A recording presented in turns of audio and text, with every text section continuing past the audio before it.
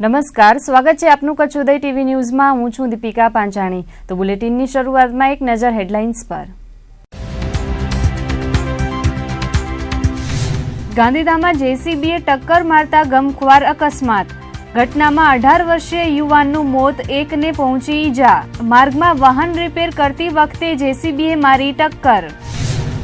ભુજનો 4 વર્ષીય બાળક બન્યો ડેન્ગ્યુનો શિકાર।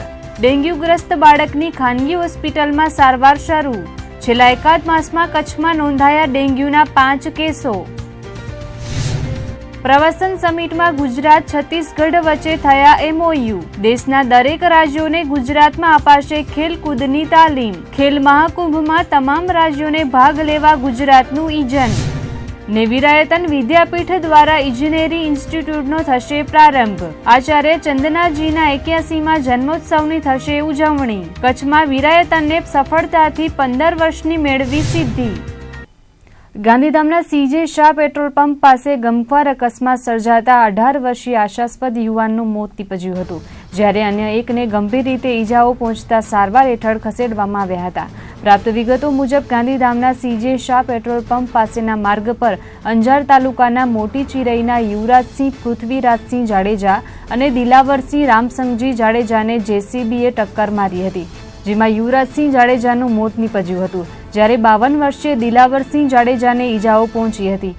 હદભાગી સહિત ઈજાગ્રસ્ત પોતાના વાહનમાં પંક્ચર થઈ જતા સમારકામ કરતા હતા, તે દરમિયાન જેસીબીએ ટક્કર મારતા આ ગમખ્વાર અકસ્માત સર્જાયો હતો। ઘટનામાં આશાસ્પદ યુવાનનું મોત થતાં પરિવારજનોમાં ગમગીની છવાઈ ગઈ હતી।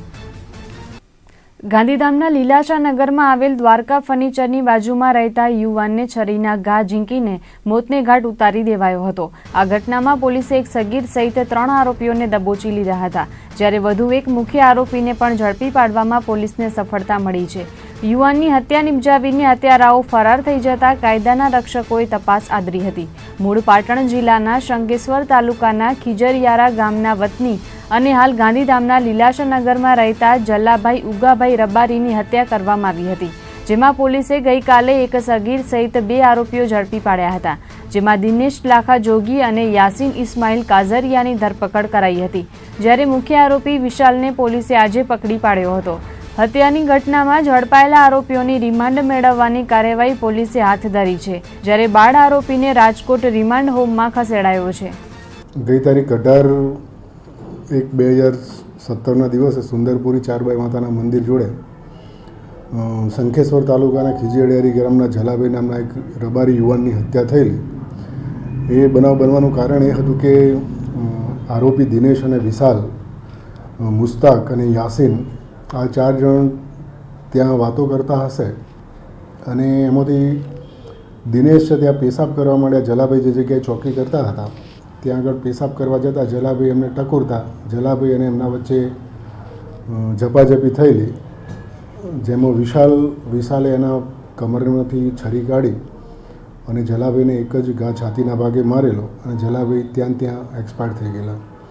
એ બાબતે જલાભાઈની ભાણેજીએ 3 અજાણ્યા મોટરસાઇકલ ચાલકો વિરુદ્ધ વર્ણન સહિતની ફરિયાદ 302 મુજબ આપતા એ ગુનાની તપાસ આગળ હાથ ધરેલી અને આ ગુનાના કામે બનાવની જ રાત્રે 2 શકમંદ જે વર્ણનવાળા હતા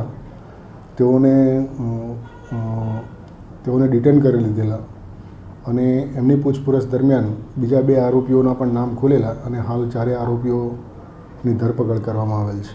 જે યુવાનોએ એ દિવસે હોસ્પિટલમાંથી ડેડ બોડી સ્વીકાર્યા બાદ અમુક યુવાની ટોળાએ રિટર્ન થતી વખતે ગાંધીધામ દુકાનો બળજબરીથી બંધ કરાવવાની કોશિશ કરેલી, પણ તાબડતોબ બંદોબસ્ત અને એ ગોઠવી દેતા કોઈ મોટો બનાવ બનેલ ન હતો। ભુજના અન્નમ રિંગ રોડ પર આવેલા કૃષ્ણ પ્રણામી સંપ્રદાયના મંદિરની જમીન પચાવી પાડવા મંદિરમાં તોડફોડ કરવામાં આવી હતી, જેથી સંપ્રદાયના અનુયાયીઓ દ્વારા એસપીને આવેદનપત્ર પાઠવીને રજૂઆત કરવામાં આવી હતી।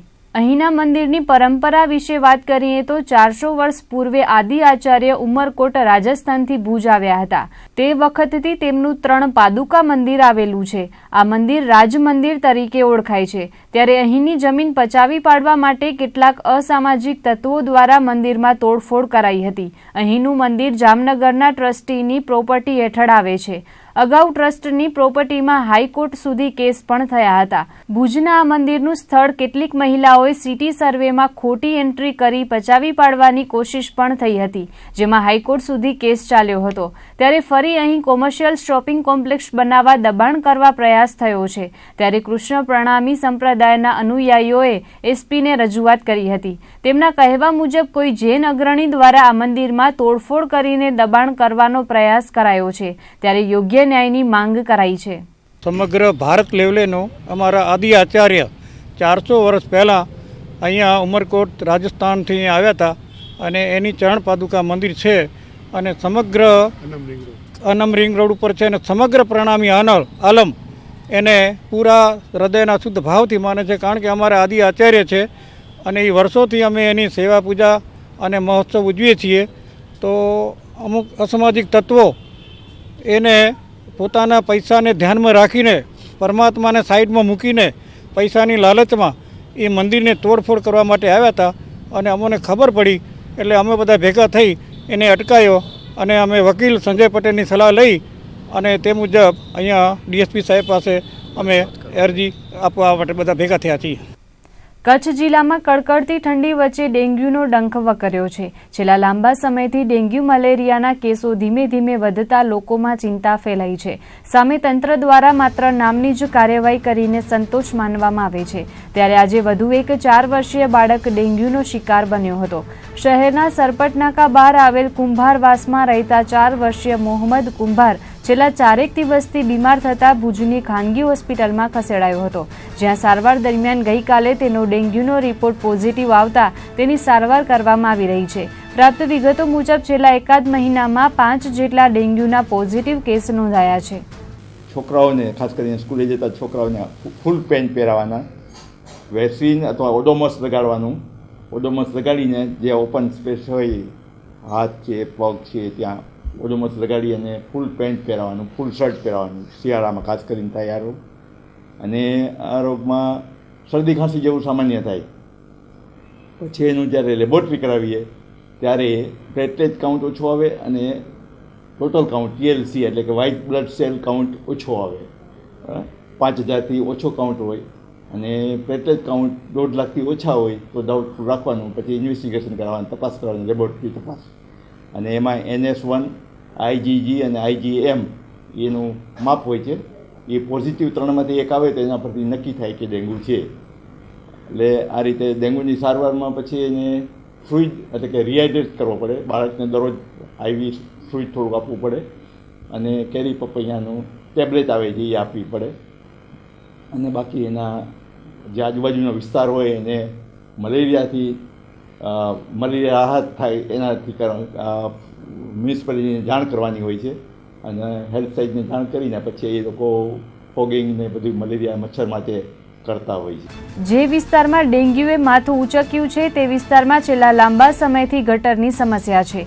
જો કે ડેન્ગ્યુના મચ્છરો સ્વચ્છ પાણીમાં થાય છે, પરંતુ સરપટનાકા પાસે પોલીસ સી લાઇનની પાછળના ભાગે છેલ્લા 4 મહિનાથી ગટર ઉભરાઈ રહી છે. લોકો દ્વારા અનેક વખત રજૂઆત કર્યા છતાં સુધરાઈ દ્વારા ધ્યાન અપાતું નથી. પરિણામે પુષ્કળ ગંદકી ફેલાવાને કારણે માખી મચ્છરોનો પણ ઉપદ્રવ્ય વધ્યો છે. ત્યારે અહીંના લોકો ડેન્ગ્યુ ઉપરાંત અન્ય બીમારીઓનો પણ ભોગ બની રહ્યા છે. ગટર અહીંયા છે એ કાયમી ચાલુ જ છે.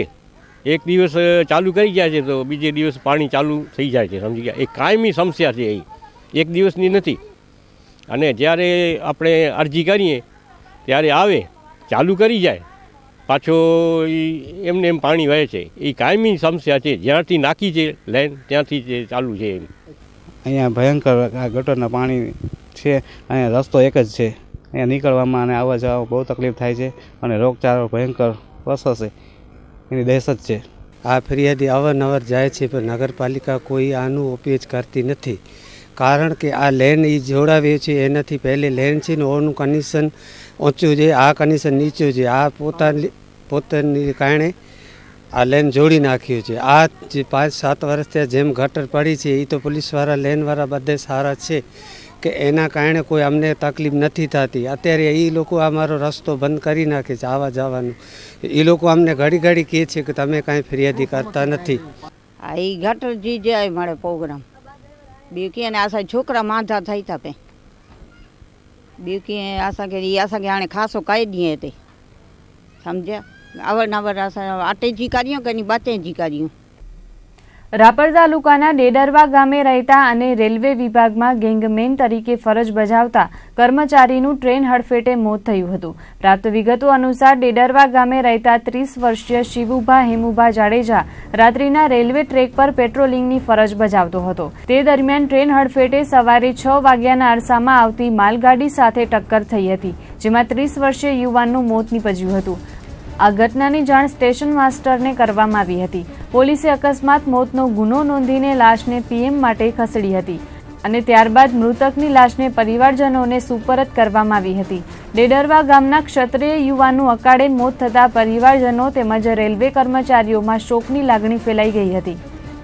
નેશનલ ટુરિઝમ કોન્ફરન્સના બીજા દિવસે યજમાન ગુજરાત સરકાર દ્વારા 2 મહત્વની જાહેરાતો કરવામાં આવી હતી, જેમાં ગુજરાતના યુવા સાંસ્કૃતિક વિભાગ અને રમતગમત મંત્રી તેમજ કચ્છના પ્રભારી મંત્રી રાજેન્દ્ર ત્રિવેદીએ ગુજરાતની સ્પોર્ટ્સ એકેડેમીમાં કોઈપણ રાજ્યના ખેલાડીઓને નિઃશુલ્ક તાલીમ આપવાની જાહેરાત કરી હતી। સાથે જ ખેલ મહાકુંભમાં પણ દરેક રાજ્યને ભાગ લેવા આહવાન કર્યું હતું। ગઈકાલે મુખ્યમંત્રી વિજય રૂપાણીએ નેશનલ ટુરિઝમ કોન્ફરન્સને ખુલ્લી મૂકી હતી। રાજ્ય સરકાર દ્વારા આ કોન્ફરન્સનું યજમાન પદ અદા કરાઈ રહ્યું છે, ત્યારે કચ્છની ધીંગીધારા જોઈને વિવિધ રાજ્યોમાંથી આવેલા મંત્રીઓ અને સચિવો પ્રભાવિત થયા હતા। સફેદ રણની નજાકત માણીને આફરીન થયેલા આગંતુકોએ કચ્છના ટુરિઝમ ડેવલપમેન્ટના ભરપેટ વખાણ કર્યા હતા। બીજા દિવસે પણ કેન્દ્રીય ટુરિઝમ અને કલ્ચર મંત્રી ડોક્ટર મહેશ શર્મા અને યુથ અફેર્સ તેમજ રમતગમત મંત્રી વિજય ગોયલે ચર્ચાઓ કરી હતી। વિવિધ રાજ્યોમાંથી આવેલા મંત્રી અને સચિવોએ પણ કઈ રીતે ટુરિઝમ ડેવલપમેન્ટ કરવું તેની ચર્ચા કરીને પ્રશ્નોત્તરી કરી હતી। આજે સવારના સત્રમાં ગુજરાતના યુવા સાંસ્કૃતિક વિભાગના મંત્રી અને કચ્છના પ્રભારી મંત્રી એવા રાજેન્દ્ર ત્રિવેદીએ પોતાના સંબોધનમાં એક ભારત શ્રેષ્ઠ ભારતના વિચારને મૂર્તિમંત કરવા નૂતન પહેલ કરી હતી, જેમાં ગુજરાતની સ્પોર્ટ્સ એકેડેમીમાં દરેક રાજ્યના છાત્રોને નિઃશુલ્ક તાલીમ આપવામાં આવશે તેવી જાહેરાત કરી હતી। ગુજરાતની આ પહેલ સમગ્ર દેશ માટે પ્રેરણારૂપ બની રહી છે। આ સાથે જ ગુજરાત સરકાર દ્વારા ખેલ મહાકુંભનું આયોજન થાય છે, જેમાં ગ્રામ્ય કક્ષાએથી તાલુકા, જિલ્લા, ઝોન અને રાજ્ય સ્તરની વિવિધ રમતો આવરી લેવાય છે। ત્યારે ખેલ મહાકુંભનો કોન્સેપ્ટ રજૂ કરીને રાજેન્દ્ર ત્રિવેદીએ દરેક રાજ્યોને ખેલ મહાકુંભમાં ભાગ લેવા નિમંત્રણ આપ્યું હતું। બીજા દિવસે ટુરિઝમ કલ્ચર મંત્રી મહેશ શર્માએ પોતાની વાતમાં જણાવ્યું હતું કે આપણા દેશમાં મેડિકલ ટુરિઝમ વિકસાવવાની પણ તાતી જરૂરિયાત છે અને દરેક રાજ્યો મેડિકલ ટુરિઝમ વિકસાવવાની દિશામાં કાર્ય કરે તેવી અપીલ તેમના દ્વારા કરાઈ હતી। કેન્દ્રીય ખેલ મંત્રી વિજય ગોયલે કહ્યું હતું કે નહેરુ યુવા કેન્દ્ર દ્વારા જૂની રૂઢિ પ્રમાણે જ દરેક આયોજન થાય છે, ત્યારે તેમાં જમાના પ્રમાણે બદલાવ લાવીને ખેલાડીઓને પ્રોત્સાહન મળે તે રીતે કાર્ય કરવા ભાર મુકાયો હતો। ત્રિદિવસીય પ્રવાસન મીટમાં બીજા દિવસે વિવિધ રાજ્યો વચ્ચે પ્રવાસન સ્થળોના વિકાસ અને લોક સંસ્કૃતિ તેમજ કલાકૃતિને વિકસાવવા અરસપરસ MOU થયા હતા, જેમાં રાજ્યના પ્રવાસન મંત્રી ગણપતભાઈ વસાવાએ કહ્યું હતું કે ગુજરાત અને છત્તીસગઢ વચ્ચે MOU કરાયું છે, જેમાં આ બંને રાજ્યો પોતાના 15 જેટલા પ્રવાસન સ્થળો અલગ તારવશે અને તેનો વિકાસ કરીને એકબીજા રાજ્યમાં પ્રચાર કરશે। સાથે જ ગુજરાતના પ્રવાસીઓ છત્તીસગઢમાં અને ત્યાંના પ્રવાસીઓ ગુજરાતમાં રાહત દરે પ્રવાસન માણી શકશે। આ સાથે ગુજરાતની હસ્તકલા સહિતની અન્ય કલાકૃતિઓના સ્ટોલ છત્તીસગઢના પ્રવાસન સ્થળો પર લગાડવામાં આવશે। તેવી જ રીતે છત્તીસગઢના કલા કારીગરોને ગુજરાતના પ્રવાસન સ્થળો પર પોતાના રોજગારનો વિકાસ કરવાની તક મળશે। આ રીતે વિવિધ રાજ્યોએ અરસપરસમાં MOU કરીને એક ભારત શ્રેષ્ઠ ભારતના સપનાને સાકાર કરવાની દિશામાં પગ માંડ્યા હતા। भारत में बहुत सारी टूरिज़्म की संभावना पड़ी है। पूरे वर्ल्ड के लोग भारत में आ सकते हैं। तो टूरिस्टों को क्या फैसिलिटी चाहिए, नए डेस्टिनेशन को कैसे तैयार करना चाहिए और जो टूरिज़्म के मेन स्पॉट है वहाँ इंटरनेशनल लेवल की या एयरपोर्ट लेवल की साफ़ सफाई कैसे की जाए, वो सब टूरिस्ट को आकर्षित करने के लिए कैसे कैसे कार्यक्रमों का आयोजित किया जाए इसके बारे में भी चर्चा होगी। और पूरे इंडिया के बहुत सारे स्टेट यहाँ पर आए हैं, काफ़ी मिनिस्टर भी आए हैं, सेंट्रल के मिनिस्टर भी आए हैं, अफसर भी आए हैं स्टेट के और सेंट्रल के। तो स्टेटों के बीच में भी यहाँ एमओयू किया गया है। जैसे कि गुजरात का एमओयू हुआ है छत्तीसगढ़ के साथ, तो छत्तीसगढ़ के जितने भी टूरिस्ट प्लेस है तो यहाँ गुजरात के टूरिस्ट को वहाँ भेजा जाएगा, छत्तीसगढ़ के टूरिस्ट है उनको गुजरात में लाया जाएगा, वहाँ के कल्चरल के जो कलाकार है उनको गुजरात में चांस मिलेगा जब यहाँ कार्यक्रम होगा, और छत्तीसगढ़ में कुछ कार्यक्रम होगा तो गुजरात के कलाकारों को छत्तीसगढ़ भेजा जाएगा।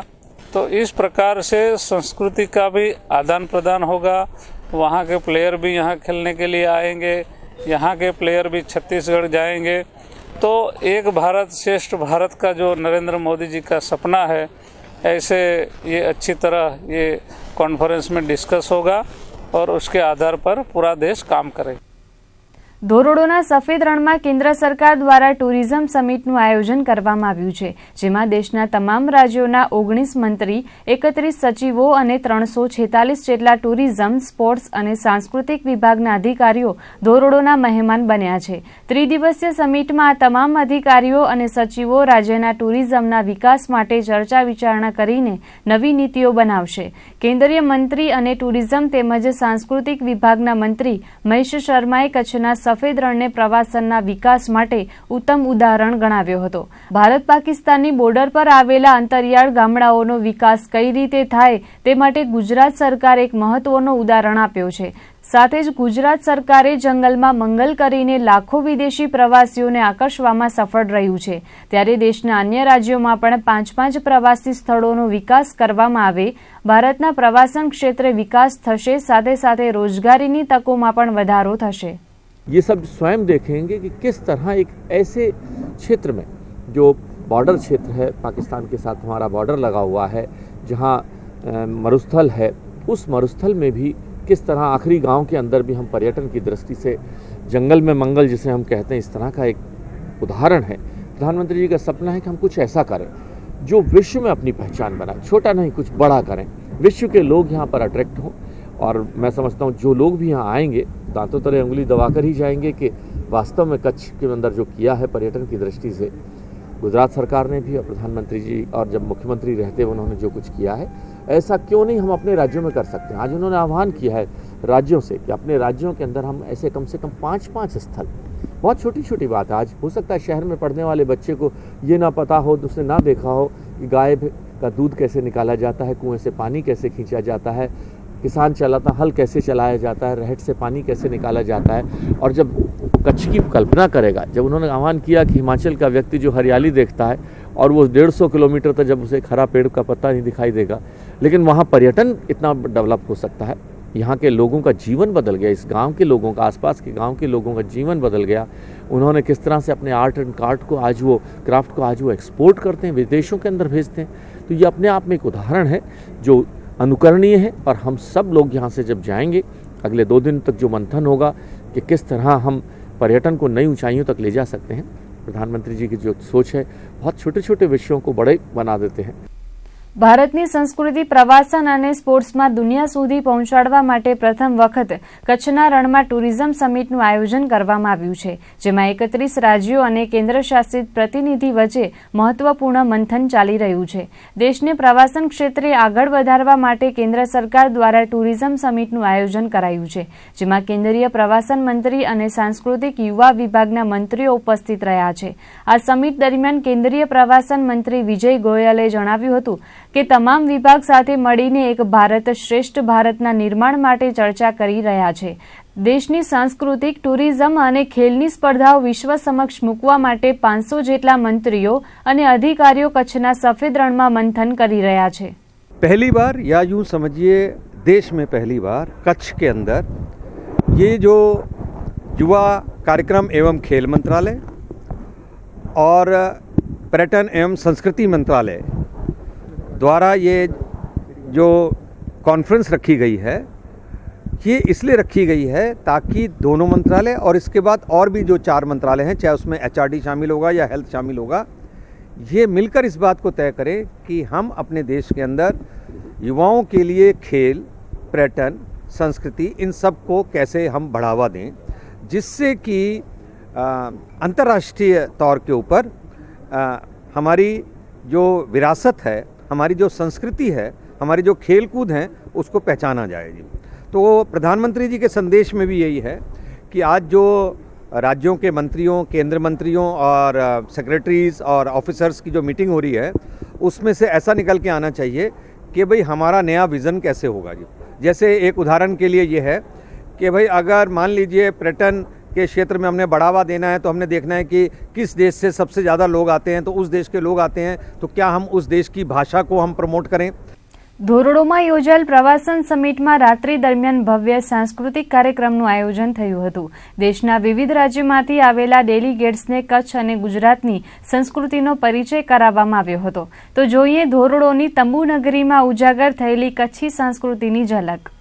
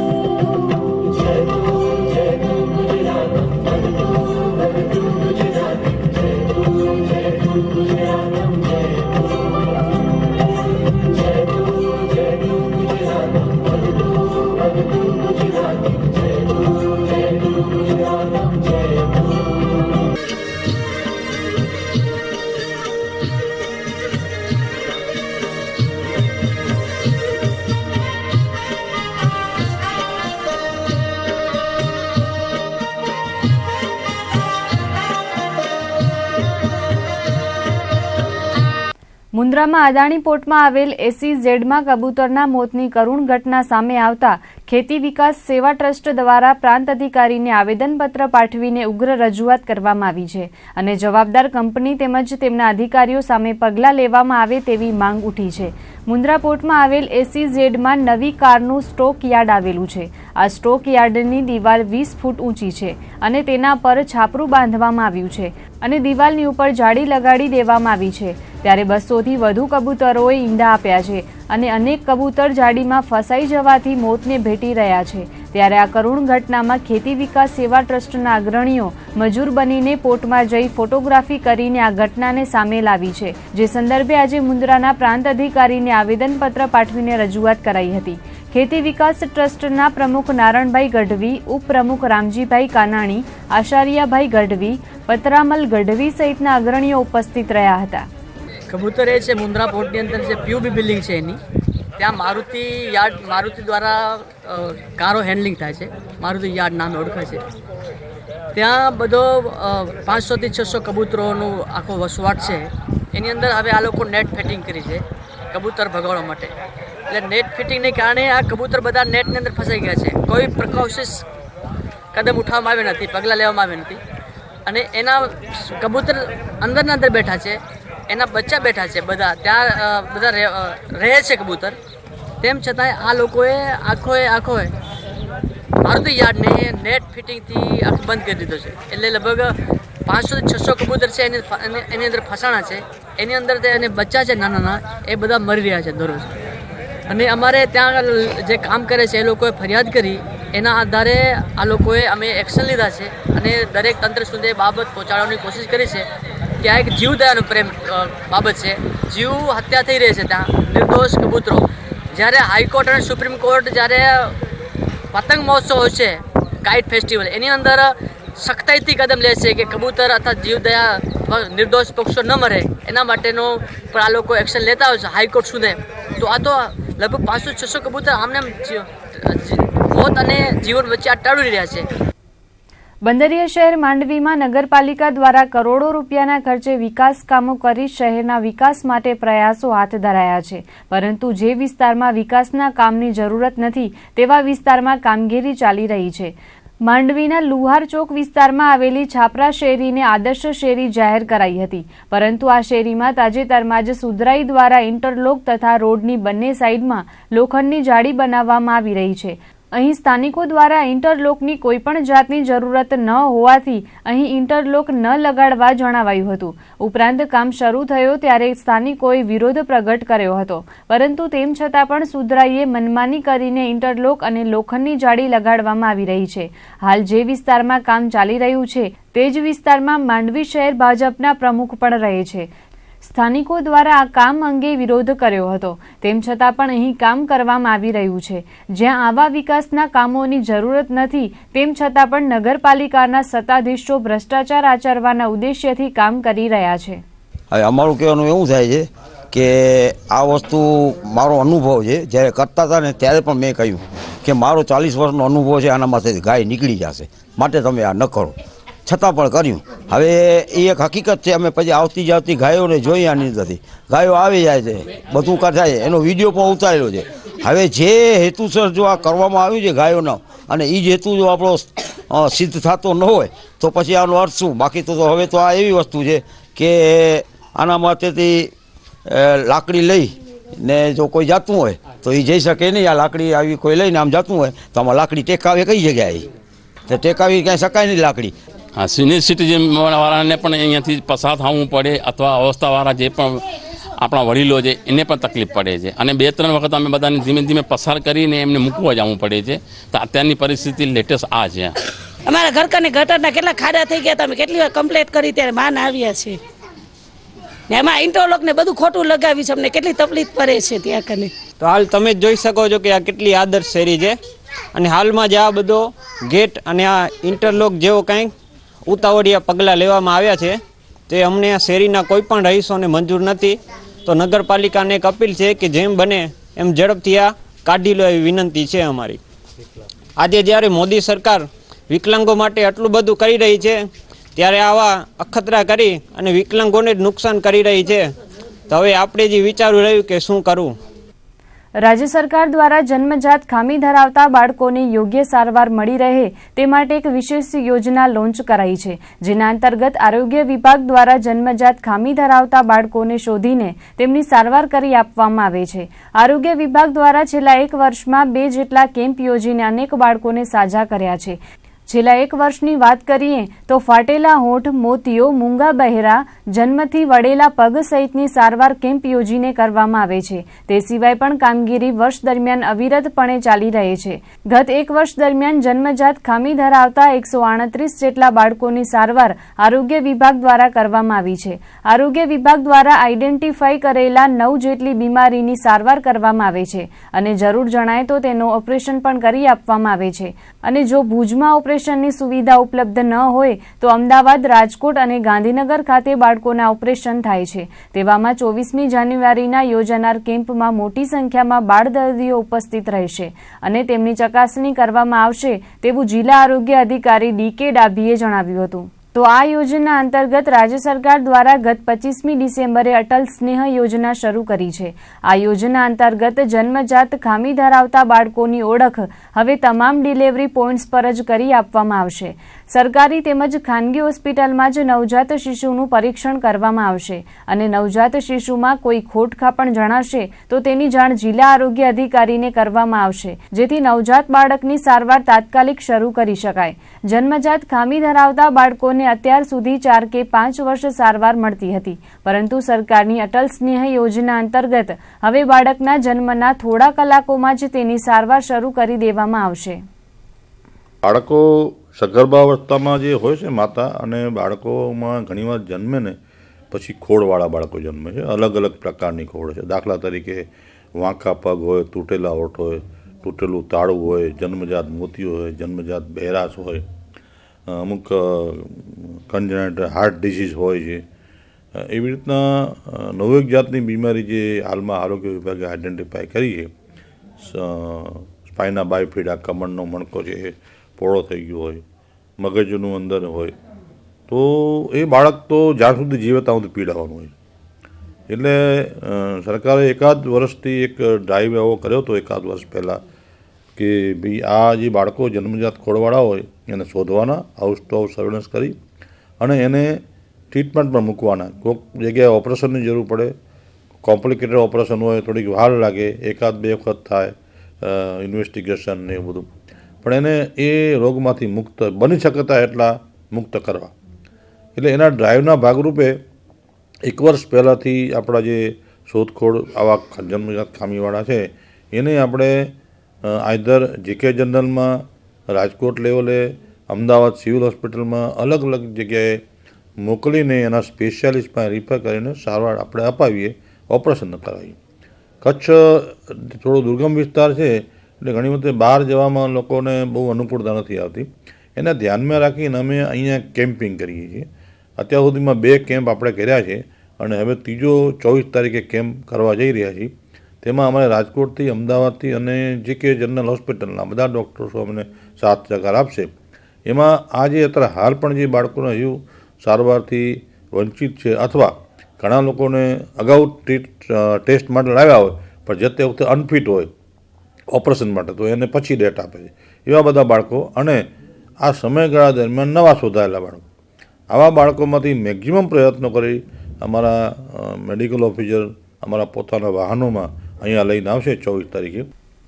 ભુજ B ડિવિઝન પોલીસે ભુજમાંથી તસ્કર ત્રિપુટીને ઝડપી પાડી છે. એસપીના માર્ગદર્શન હેઠળ ભુજ B ડિવિઝન ગરફોડ ચોરીની વિશેષ ડ્રાઈવ યોજીને પેટ્રોલિંગમાં હતી ત્યારે એક શખ્સની અટકાયત કરી હતી અને ઝડપાયેલ શખ્સે ચોરીનો ગુનો કબૂલ કર્યો હતો અને સાથે અન્ય 2 શખ્સો સામેલ હોવાની કબૂલાત આપી હતી, જેના આધારે પોલીસે અન્ય 2 શખ્સોની ધરપકડ કરી હતી. પ્રાપ્ત વિગતો અનુસાર પોલીસે ભુજની માહી ડેરી નજીકથી ધર્મેશ ટાંકની અટકાયત કરી હતી અને પૂછપરછમાં આરોપીએ દહીંસરા ગામમાં 2 ગરફોડ ચોરી ઉપરાંત માંડવીમાં 1 ગરફોડ ચોરીની કબૂલાત કરી હતી. આ ગરફોડ ચોરીમાં માધાપરના ગુલામ હુસેન ઓસમાણ કુંભાર અને કબાલ ઓસમાણ કુંભારની ધરપકડ કરી હતી. પોલીસે આરોપીઓ પાસેથી 3 બાઇક, 3 તોલાનો સોનાનો મંગલસૂત્ર ને મોબાઈલ કબજે કરીને આગળની તપાસ હાથ ધરી છે. હાલ જે ભુજ સિટીમાં ગરફોડ ચોરીના મિલકત વિરુદ્ધના ગુનાઓ બને છે તે બાબતે SP સાહેબ શ્રી મકરંદ ચૌહાણ સાહેબ અને ભુજ વિભાગના DSP સાહેબ શ્રી H ચૌધરી સાહેબ તરફથી અત્રેના પોલીસ સ્ટેશનને ડિટેક્ટ કરવા માટે માર્ગદર્શન અને ડ્રાઈવ રાખવામાં આવી. જે આધારે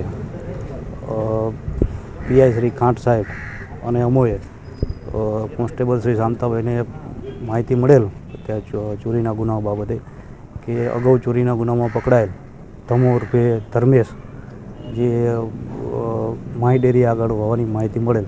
એ આધારે PI શ્રી ખાંટ સાહેબ અને અમે અને સ્ટાફના હકુબા મયુરસિંહ વગેરે સ્ટાફના માણસો સાથે તાત્કાલિક જઈ તેને ત્યાંથી પૂછપરછ માટે પોલીસ સ્ટેશન લાવેલ. એની પૂછપરછ દરમિયાન B ડિવિઝન પોલીસ સ્ટેશનના કોઈ ગુના બાબતે કોઈ માહિતી મળેલ નહીં, પરંતુ તેણે અને ડાડો ઉર્ફે ગનીએ માનકુવા પોલીસ સ્ટેશનના દહીસરા ખાતે 2 ચોરી દિવસની ગરફોડ ચોરી કરેલ તેની કબૂલાત કરેલ અને માંડવી પોલીસ સ્ટેશનની 1 ગરફોડ ચોરીની કબૂલાત કરેલ. મુન્દ્રા સ્થાનિક બેરોજગાર સંઘ દ્વારા આજે બેરોજગારી દૂર કરવા માટે બાઇક રેલીનું આયોજન કરાયું હતું. આ બાઇક રેલીમાં અંદાજે 600 જેટલા યુવાનો જોડાયા હતા. બિનરાજકીય રીતે નીકળેલી બાઇક રેલીમાં બેરોજગારી દૂર કરવા માંગ કરાઈ હતી. આ રેલી શહેરના મુખ્ય માર્ગો પરથી પસાર થઈને જૂના બંદર રોડ પર આવેલી પ્રાંત કચેરીએ પહોંચી હતી, જ્યાં નાયબ મામલતદાર મનીષભાઈ પ્રજાપતિને આવેદનપત્ર અપાયું હતું. મુન્દ્રાની આસપાસ ભૂકંપ બાદ અનેક ઉદ્યોગો આવ્યા છે અને તેમાં સ્થાનિક યુવાનોને નોકરીઓનો લાભ મળતો નથી, ત્યારે યુવાનોને રોજગારી મળી રહે તે માટે મુન્દ્રા સ્થાનિક બેરોજગાર સંઘ દ્વારા હોટલ રંગોલી પાસેથી વિશાળ બાઇક રેલી યોજાઈ હતી.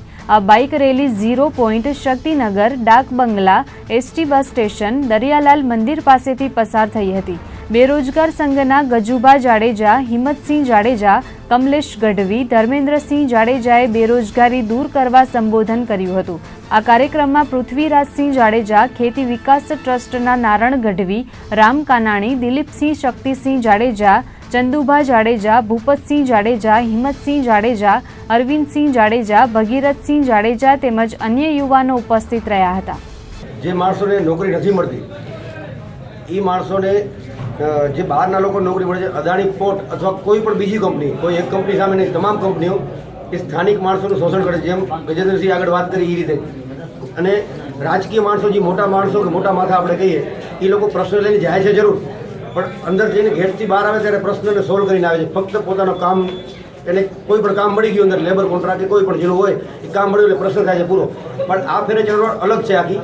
કોઈ પક્ષ સાથે જોડાયેલા નથી કે કોઈ પક્ષના સપોર્ટથી નથી. ફક્ત ને ફક્ત લોકલ બેરોજગારો અને બેરોજગારો પોતે, કારણ કે નવરાજ છે અને હજી આનાથી જો પરિણામ નહીં આવે, કામ નહીં થાય તો આનાથી વધારે પણ મોટા અને જ્વલંત કાર્યક્રમ આપવામાં આવશે. બાઇક રેલીનો હેતુ એ છે કે સ્થાનિકોને જે રોજગારી નથી મળતી અને એનું શોષણ કરવામાં આવે છે દરેક કંપનીઓમાં, પછી કોઈ અવાજ ઉઠાવે એ નિયમોની સામે તો એને માનસિક તેમજ તંત્ર દ્વારા ત્રાસ આપી અને એને બ્લેકલિસ્ટ પણ કરી નાખવામાં આવે છે દરેક કંપનીઓમાંથી. અમારી રજૂઆત એ હતી કે જે નિયમોનું પાલન નથી થતું અને જે કામદારો અને સ્થાનિકોનું જે શોષણ કરવામાં આવે છે, એમને રોજગારી નથી આપવામાં આવતી, એનો વિરોધ માટે અમે આજ રેલી યોજી છે. અને એ રેલીમાં અંદાજિત 2000 જેટલી બાઇકો જોડાઈ હતી અને 3000 લોકો પણ જોડાયા હતા. આગામી 24મી જાન્યુઆરીથી માંડવીની વિરાયતન કોલેજ ખાતે ત્રિદિવસીય ભવ્ય ઉજવણી કરવામાં આવશે, જેમાં 26મી આચાર્ય શ્રી ચંદનાજીનો 81મો જન્મોત્સવની ઉજવણી કરવામાં આવશે. સાથે જ એન્જિનિયરિંગ ઇન્સ્ટિટ્યૂટનું પૂજ્ય મોરારી બાપુની ઉપસ્થિતિમાં ઉદ્ઘાટન કરવામાં આવશે. આ પ્રસંગે ફોર્સ મોટર્સ અને સન ફાર્મા કંપનીના ચેરમેન તથા વિદેશી મહેમાનો ઉપસ્થિત રહેશે. વર્ષ 2001માં કચ્છમાં આવેલ વિનાશકારી ભૂકંપ બાદ માંડવી ખાતે વિરાયતન સંસ્થાની સ્થાપના કરવામાં આવી હતી. કચ્છના શિક્ષણને પ્રોત્સાહન આપવા માટે વિરાયતન સંસ્થા દ્વારા સ્કૂલ અને કોલેજની સ્થાપના કરવામાં આવી હતી. ત્યારબાદ વિરાયતન સ્કૂલ કોલેજ દ્વારા અનેક વિદ્યાર્થીઓને નિઃશુલ્ક તેમજ નહિવત ફી લઈને ભણાવવામાં આવ્યા હતા. આચાર્ય શ્રી ચંદનાજી મહારાજ સાહેબના 81મા જન્મોત્સવની ઉજવણી પ્રસંગે વિવિધ કાર્યક્રમોનું આયોજન કરવામાં આવ્યું છે. 26મી જાન્યુઆરીના પૂજ્ય મોરારી બાપુ ખાસ ઉપસ્થિત રહેશે અને આશીર્વચન પાઠવશે. સાથે જ વિરાયતન સંસ્થાના અધ્યક્ષ ડોક્ટર અભય ફિરોદિયા, દિલીપ સંઘવી, માંડવી વિસ્તારના ધારાસભ્ય તારાચંદ છેડા, સાંસદ વિનોદ ચાવડા સહિતના રાજકીય અગ્રણીઓ ઉપસ્થિત રહેશે. 24મી જાન્યુઆરીએ ત્રિદિવસીય કાર્યક્રમનું બપોરે ઉદ્ઘાટન કરવામાં આવશે, જેમાં દેશ વિદેશના અનેક મહાનુભાવો ઉપસ્થિત રહેશે અને બેઠકમાં હાજરી આપશે. તો 25મી જાન્યુઆરીએ સંસ્થાની રુદ્રાણી ખાતે આવેલ વિદ્યાપીઠમાં આનંદ મેળાનું આયોજન કરવામાં આવ્યું છે અને સાંજે વિરાયતન વિદ્યાપીઠમાં વિદ્યાર્થીઓ દ્વારા તૈયાર કરાયેલા વિવિધ સાંસ્કૃતિક કાર્યક્રમો રજૂ કરવામાં આવશે. તો 26મી જાન્યુઆરીએ સવારે 9 વાગ્યે પૂજ્ય મોરારી બાપુ સહિત મહાનુભાવોની ઉપસ્થિતિમાં સુવિધાઓથી સજ્જ ભવ્ય વિરાયતન ઇન્સ્ટિટ્યૂટ ઓફ એન્જિનિયરિંગને વિધિવત રીતે ખુલ્લી મૂકવામાં આવશે. समूह शरण ये तीर्थंकर महावीर की धर्म सभा का नाम है. इसका अर्थ है कि समान रूप से जिसको शरण प्राप्त हो उसे समूह शरण कहा है. यहाँ पे जो शब्दों के माध्यम से तीर्थंकर महावीर को हमने ग्रंथों में पढ़ा है, लेकिन यह एक पहली बार दुनिया में इस प्रकार से इसकी प्रस्तुति होगी कि जहाँ पे साक्षात तीर्थंकर महावीर उपस्थित हैं और जैसे छोटे बच्चे हैं, महिलाएं हैं, युवा हैं, गृहस्थ हैं, व्यापारी है या सामान्य कोई व्यक्ति है, वो जाकर के ऐसे भगवान से प्रश्न करता है कि मैं अपनी ज़िंदगी में इन प्रश्नों के साथ में हूँ, मेरे लिए क्या उपाय है. तो वे उस युग में जैसे नारी जाति का कल्याण, नारी जाति की समानता, जातीय विषमता को दूर करने का प्रयास, धार्मिक जो एक तरह से हिंसा, घृणा, नफरत या पशु बलि, इस प्रकार का जो एक वातावरण था उसको दूर करने का काम, और राजनीतिक जो परस्पर के विरोध और विवाद थे उनको मिटाने का काम. इसका मतलब है कि व्यापार कैसे होना चाहिए, राजनीति कैसे होनी चाहिए, गृहस्थ जीवन कैसा होना चाहिए, पढ़ाई किस प्रकार से करनी चाहिए, मन की शांति मनुष्य को कैसे प्राप्त हो सकती है. 26મી જાન્યુઆરીના રોજ દેશમાં પ્રજાસત્તાક પર્વની ઉજવણી કરવામાં આવતી હોય છે. નાના વેપારીઓ દ્વારા પણ દેશના તિરંગા અને રાષ્ટ્રભક્તિ સાથે જોડાયેલ વિવિધ વસ્તુઓનું વેચાણ શરૂ કરી દેવામાં આવતું હોય છે. ભુજની વાત કરીએ તો અનેક નાની દુકાનો પર ઝંડાનું વેચાણ થતું હોય છે. ભાજપના કાર્યકર અને સ્ટેશનરીની દુકાન ધરાવતા અનવર નોડેની દુકાનમાં વિવિધ પ્રકારની વેરાયટીઓ જોવા મળી રહી છે. અગાઉ પ્લાસ્ટિકના તિરંગાનું વેચાણ થતું હતું, પરંતુ સરકારે પ્લાસ્ટિકના તિરંગા પર પ્રતિબંધ મૂકી દીધો છે. ત્યારબાદ હવે કાગળના તિરંગા અને કપડાના તિરંગા જોવા મળે છે. તો હવે શર્ટમાં લગાવી શકાય તેવા બટન ક્લિપ તિરંગા પણ બજારમાં ઉપલબ્ધ થઈ ગયા છે. અનવર નોડે દ્વારા દર વર્ષે આવા પ્રકારના તિરંગાઓ શાળાના બાળકોને ભેટ પણ આપવામાં આવે છે. 26મી જાન્યુઆરી એક ઐતિહાસિક આપણો રાષ્ટ્રનો પર્વ છે અને સાથે સાથે કચ્છ જિલ્લા માટે એક દુઃખદ ઘટના છે કે 21મી જાન્યુઆરી 2001ના બ્લેક ફ્રાઇડે તરીકે પણ આપણે ઓળખીએ છીએ. છતાંય ઈ ગમ ભૂલી ને આપણે જ્યારે રાષ્ટ્રીય પર્વનો ઉજવણીનો માહોલ અહીંયા કચ્છ ગુજરાત ભારતમાં છવાયેલો છે, તેના ભાગરૂપે હું પણ એની આગોતરી તૈયારી કરું છું. માણસો દરેક તહેવારોની અલગ અલગ રીતે તૈયારી કરતા. રાપર તાલુકામાં નર્મદાની કેનાલ શરૂ થતાં અનેક ગામડાના ખેડૂતોને ફાયદો થયો છે, પરંતુ ચાલુ શિયાળાની છેલ્લા 15 દિવસથી કડકડતી ઠંડી અને વાદળછાયા વાતાવરણ વચ્ચે જીરુના પાકને વ્યાપક નુકસાની પહોંચી છે. રાપર તાલુકામાં આવેલી નર્મદાની કેનાલ દ્વારા તાલુકાના મોમાઈમોરા, મંજુવાસ, ફતેગઢ, સલારીગેડી, સાનગઢ, થાનપર, કલ્યાણપર, નંદાસર, ત્રંબવ, જેસડા, સુવઈ સહિતના ગામો મળીને કુલ 15,000 હેક્ટરમાં ખેતી થઈ રહી છે.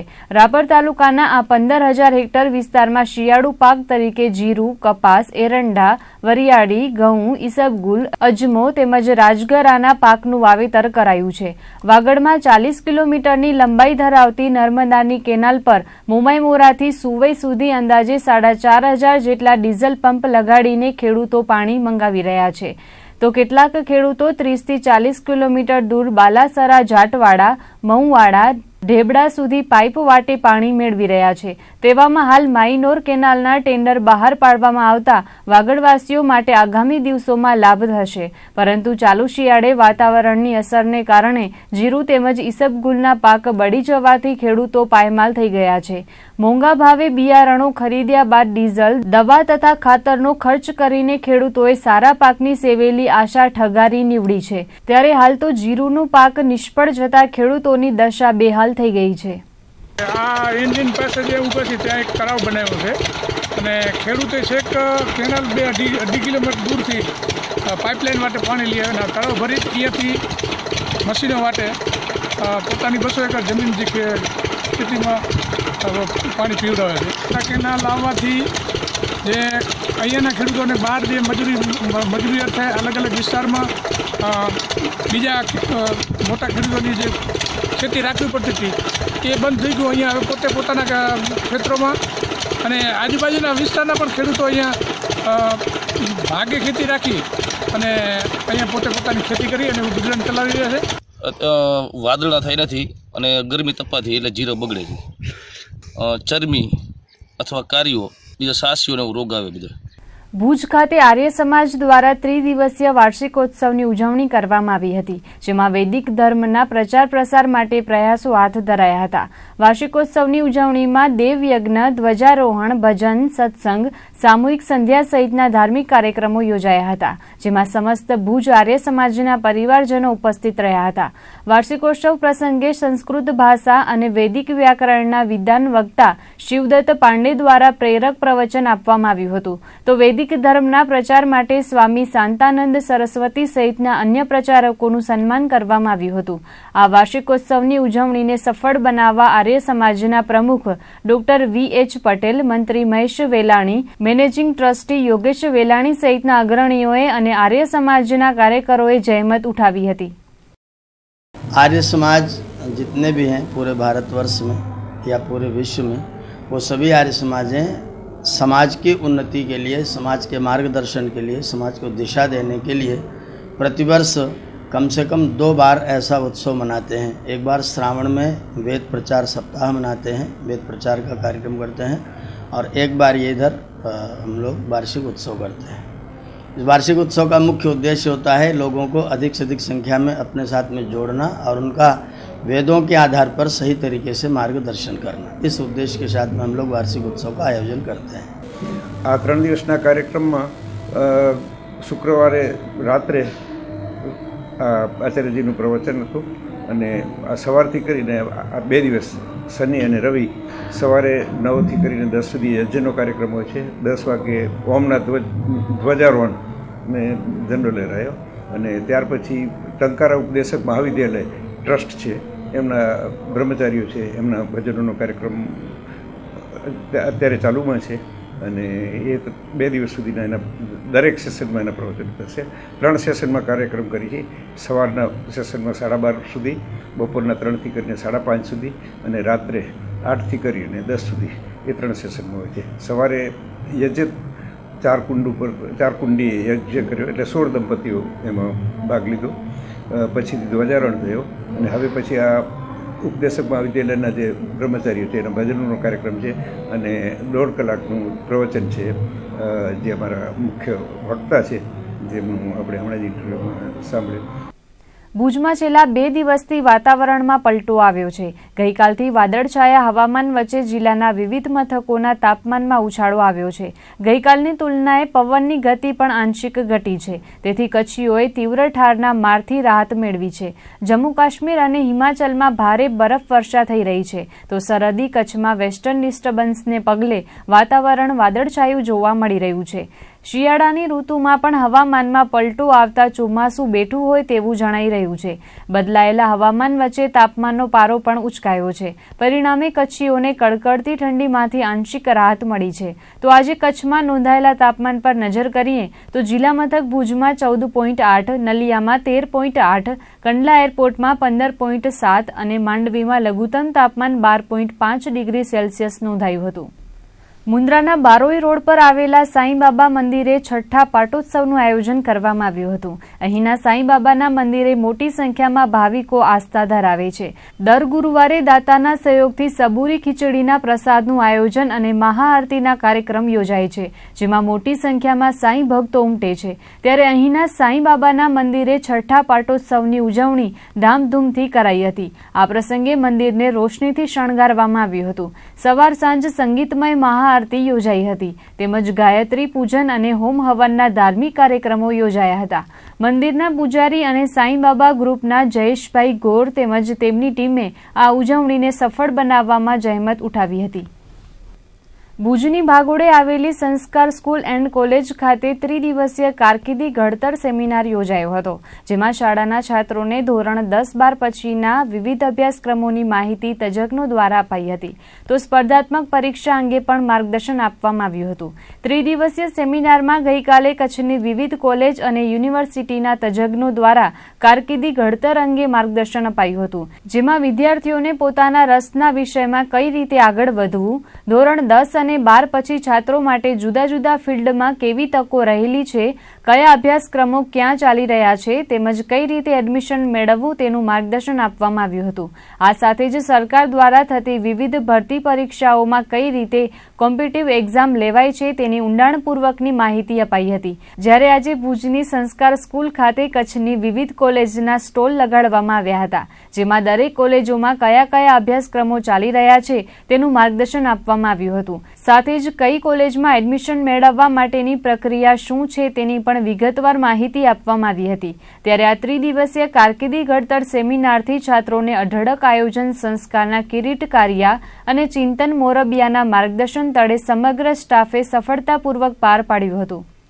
આમના વક્તવ્યો દ્વારા વિદ્યાર્થીઓને અલગ અલગ કારકિર્દી ક્ષેત્રે રહેલી કેટલી પુષ્કળ તકો છે એની જાણકારી મળી. ખાસ કરીને જે સેશન વિદ્યાર્થીઓ માટે ગોઠવવામાં આવ્યો અને એ સેશન હતો આપણી કોમ્પિટિટિવ એક્ઝામિનેશન્સનો.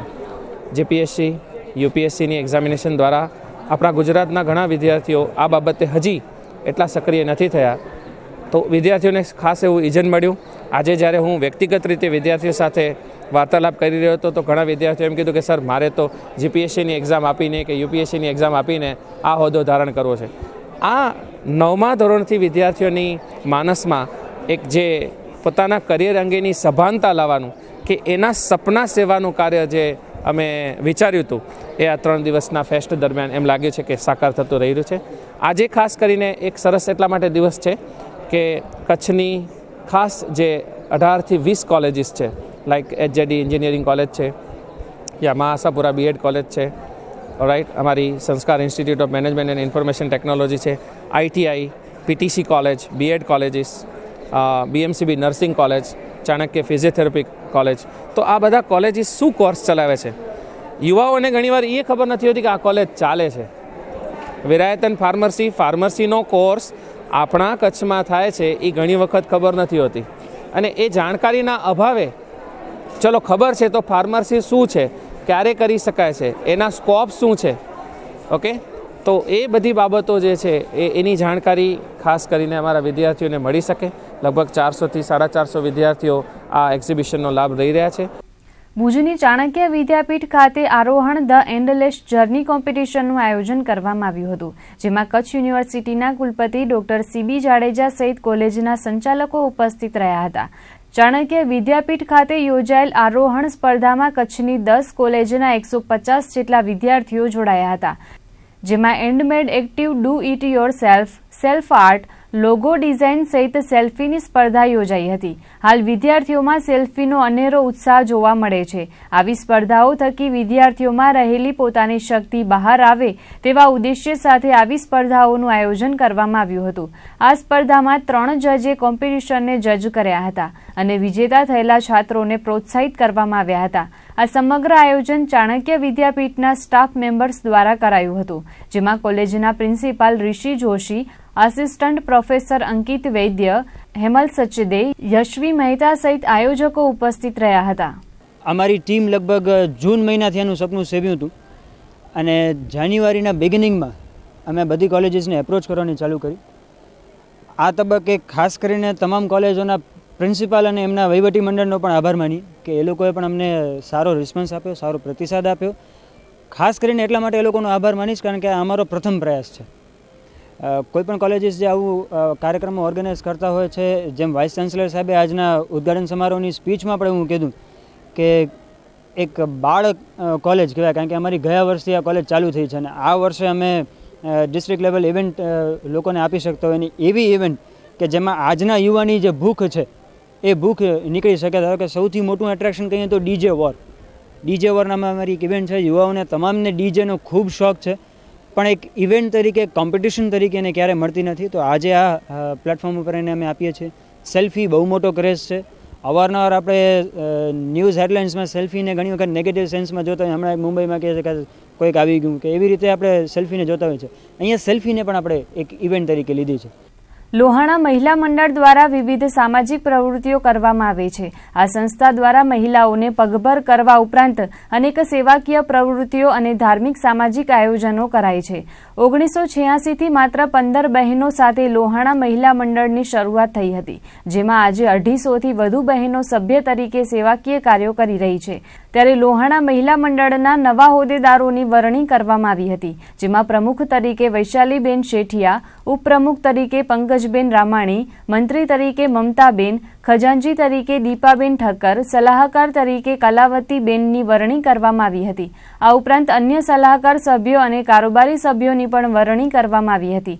ઉલ્લેખનીય છે કે લોહાણા મહિલા મંડળ દ્વારા વિવિધ પ્રોજેક્ટો હાથ ધરીને સામાજિક જાગૃતિ ઉપરાંત અનેક સેવાકીય કાર્યો કરાઈ રહ્યા છે. ત્યારે નવા હોદ્દેદારોએ પણ સંસ્થાની પ્રવૃત્તિઓને વેગવાન બનાવવાની નેમ વ્યક્ત કરી હતી.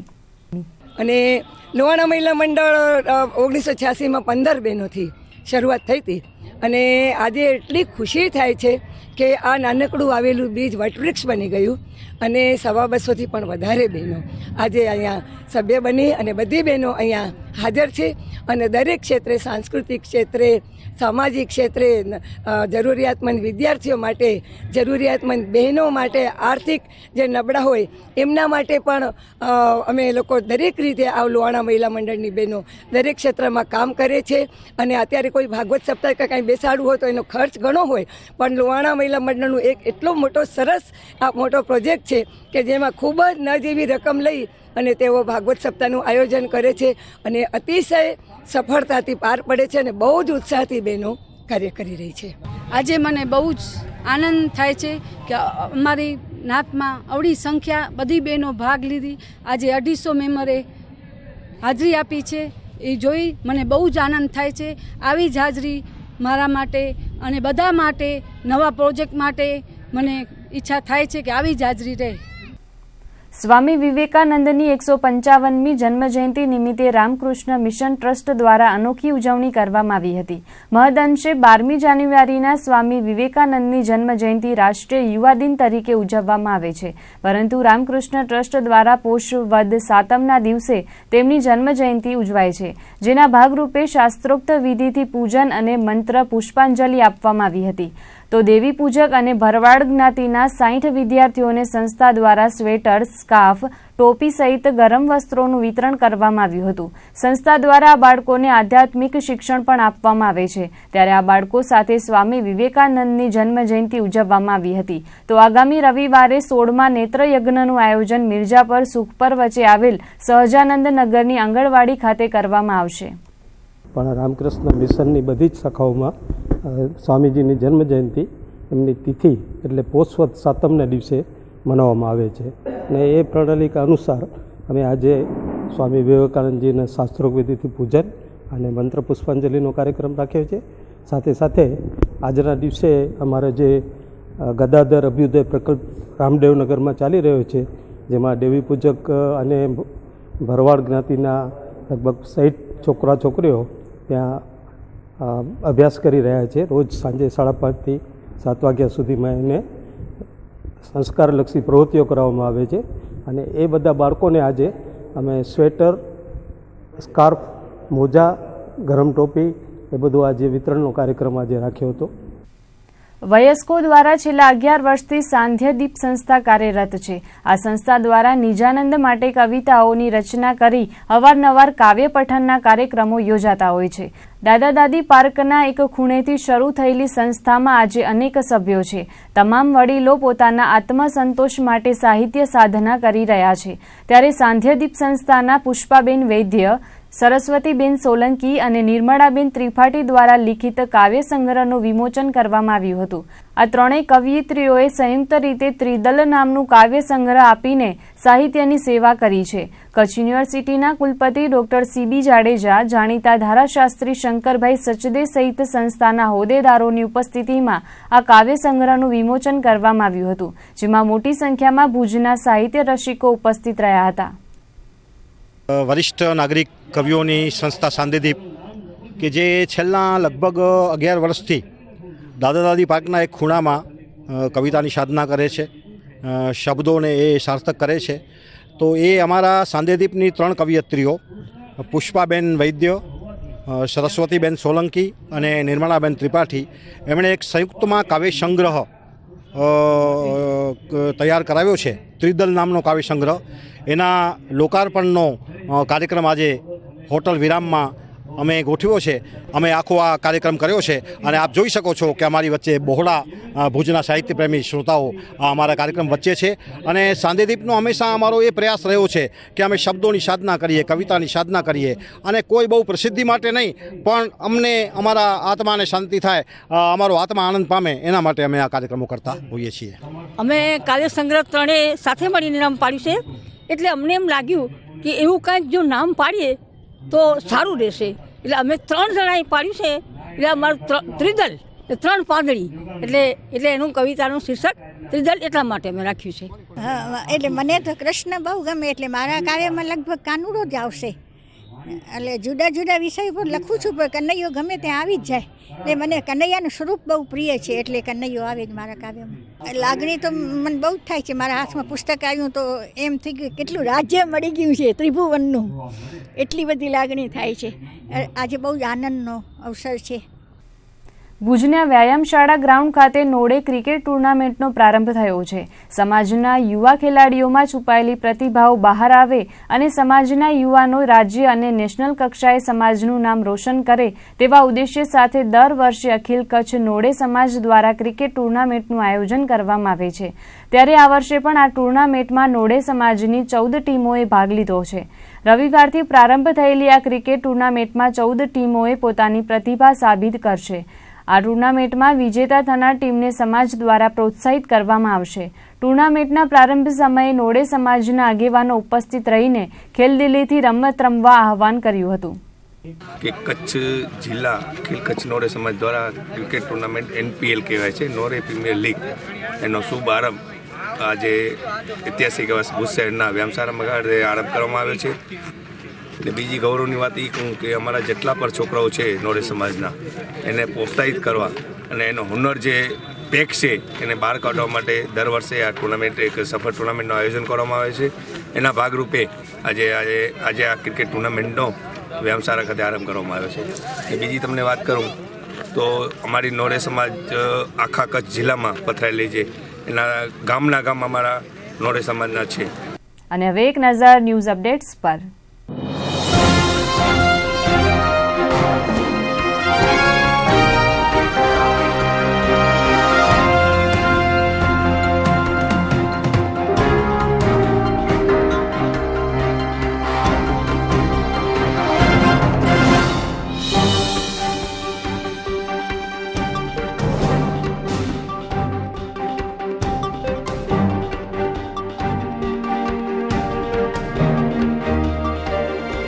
તો આજના બુલેટિનમાં બસ આટલું જ. ફરીથી મળીશું સોમવારે. ત્યાં સુધી અમને રજા આપશો. નમસ્કાર.